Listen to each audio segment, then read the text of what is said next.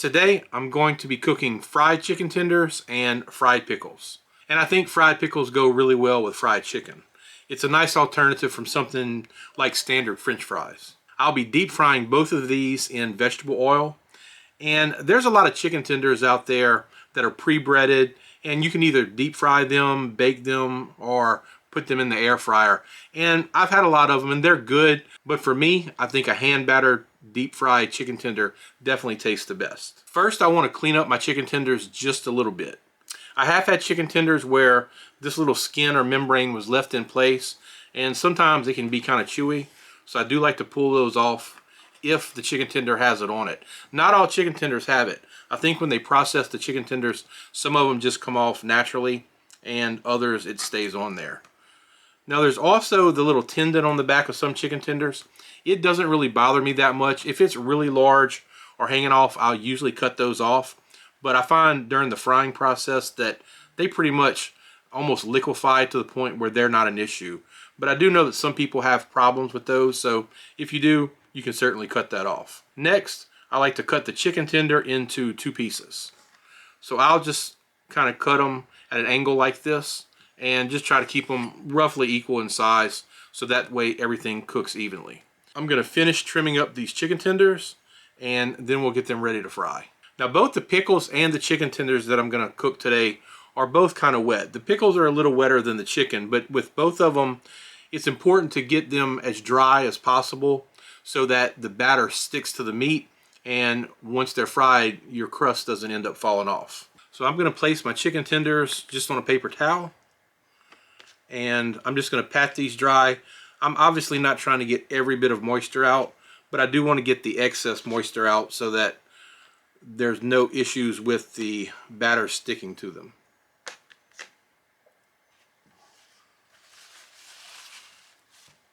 So I just want to pat them like this.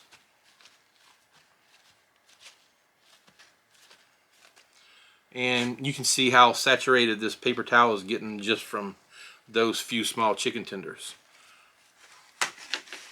So I'll put these back on the plate. I'll throw this paper towel away, and then I'm going to season the chicken tenders. In most cases, I prefer to season whatever I'm cooking rather than season the batter or the flour. And I'll be using my own blend of seasoning, which if you're interested in how to make this, I think I actually have 2 videos showing the recipe. So I'm going to sprinkle some of this on the chicken.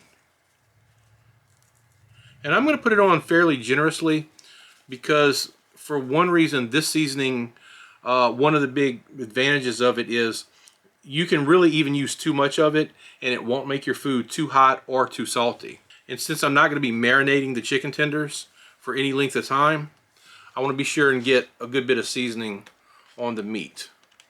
So I'll flip these over and get the other side.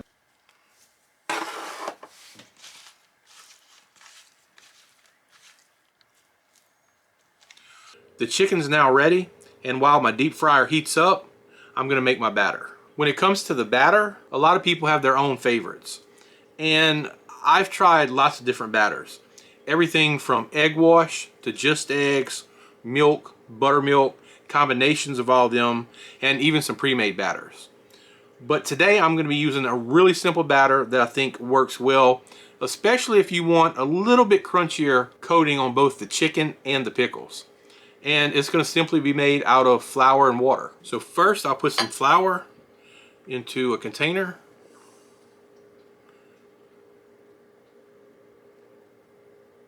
And that's about 3/4 of a cup. And next I'll add roughly the same amount of water. And the good thing about this simple batter is that you can tailor your breading to either be a little on the thinner side or really on the much thicker side.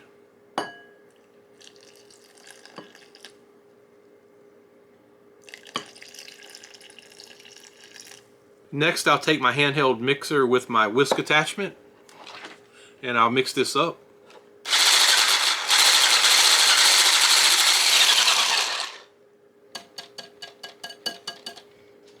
Using equal parts of flour and water gives you a good, fairly light batter.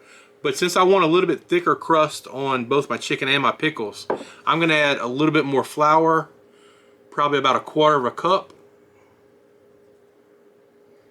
And continue mixing to thicken this up just a little bit.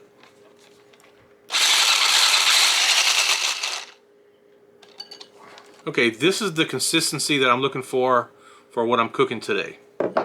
And when I'm done dipping my chicken and pickles into my wet batter, I'm going to coat them in just regular all-purpose flour. My oil is heated up, so I'm ready to start cooking. Even though I only have 12 small chicken tenders, I'm going to cook these in 2 small batches because I don't want to overload the oil and drop the temperature too much, because if that happens, it tends to make the food greasy. So I'm going to cook 6 at a time. First, I'll place 6 chicken tenders into my batter, and I'll just be sure that these are coated nicely with the wet batter.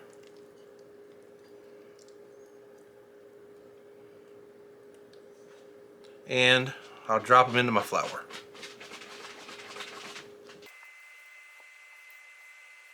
And I'm just tapping these chicken tenders on the side of the bowl with the batter just to kind of knock any of the excess wet batter off of these. And I'm just going to toss these around. A lot of times I'll put whatever I'm frying into a container with a lid and shake it around. And really that's not necessary, but it does kind of keep it from being so messy sometimes. And I'm just going to work these around and make sure that they are all coated nicely. Then I'll take the chicken tenders, knock off any excess flour, and drop them into my deep fryer.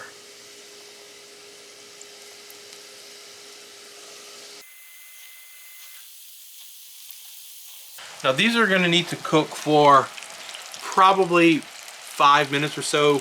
It's only 6 chicken tenders in there and they're small, so they're not going to take a ton of time to cook. So if you're not sure by just looking at the chicken and seeing if it's done, definitely check the inside with a meat thermometer and make sure it gets up to at least 165 degrees. I don't think I mentioned it, but I have my fryer set at 350 degrees. Those are looking really, really good.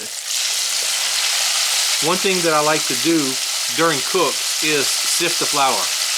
Especially when you're using a thicker batter like I'm using today that goes into the flour, is going to end up making a whole lot of little craggly bits. And a few of them aren't a big problem, but if you get too many of them, it's going to really affect how your chicken comes out.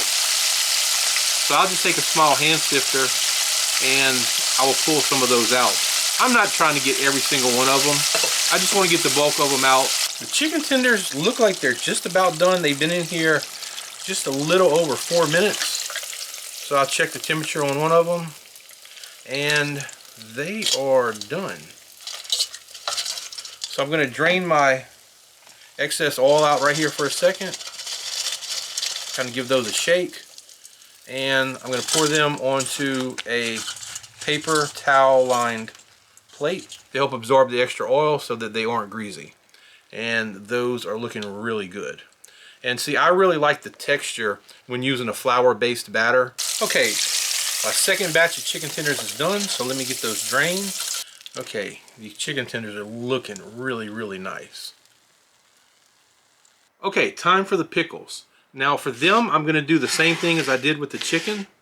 I'm going to put them on a paper towel and try to remove the excess moisture.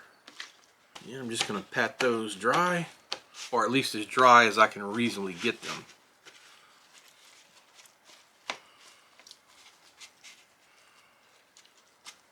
Okay, I've got them as dry as I'm going to be able to get them like that. So the next thing I'm going to do is I'm going to dust these with some flour.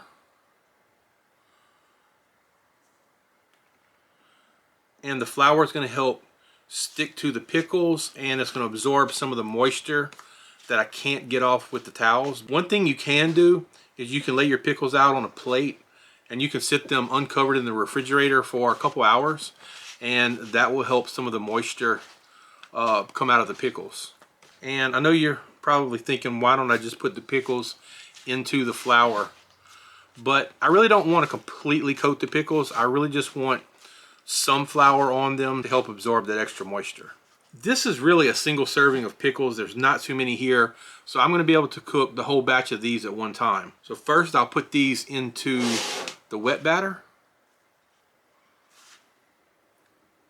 and next I'm going to sprinkle some more flour on the bottom of my plate.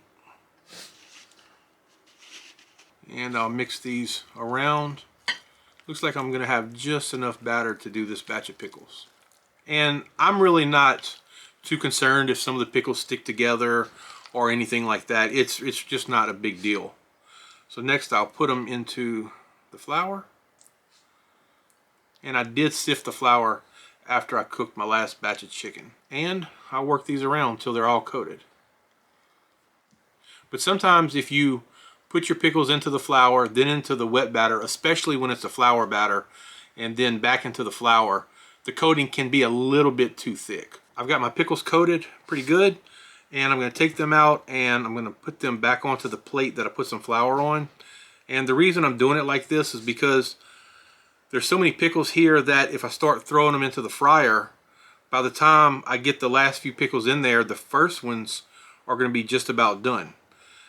You don't need to cook pickles for very long, and for sure you don't want to over fry pickles, because if you do that, they're going to get really hard.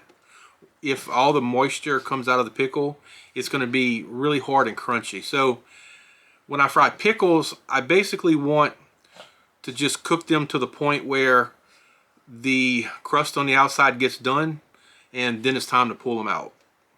Okay, I've got all my pickles on the plate, so now I'm going to take my basket that I fry in, and I'm going to put my pickles right inside the basket. This way I can shake out the excess flour.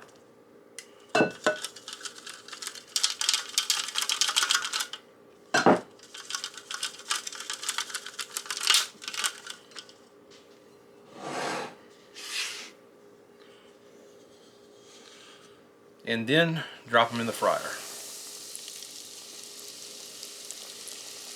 And again, I'm probably going to cook these for roughly a minute and a half, and then I'm going to pull them out and they're going to be done.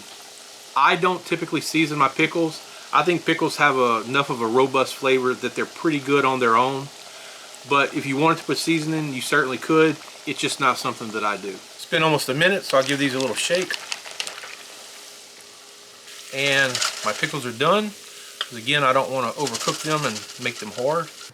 And here's a look at them. They got that nice batter. It's not too thick, it's not too thin, and it's kind of craggly. So this is kind of my preferred way to fry pickles, chicken, and things like that. So here are the chicken tenders and fried pickles plated up. They're looking really good. They're smelling really good. And I know everyone likes to dip chicken tenders, but don't forget about the pickles. You can dip pickles in honey mustard, ranch, all sorts of dips, because hey, it's pickles. It goes with a lot of stuff. I'm about to sit and enjoy these chicken tenders and pickles, so that's going to do it for this video. If you enjoyed it, please give it a thumbs up and consider subscribing to the channel. As always, I appreciate you watching, and I'll see you in the next video.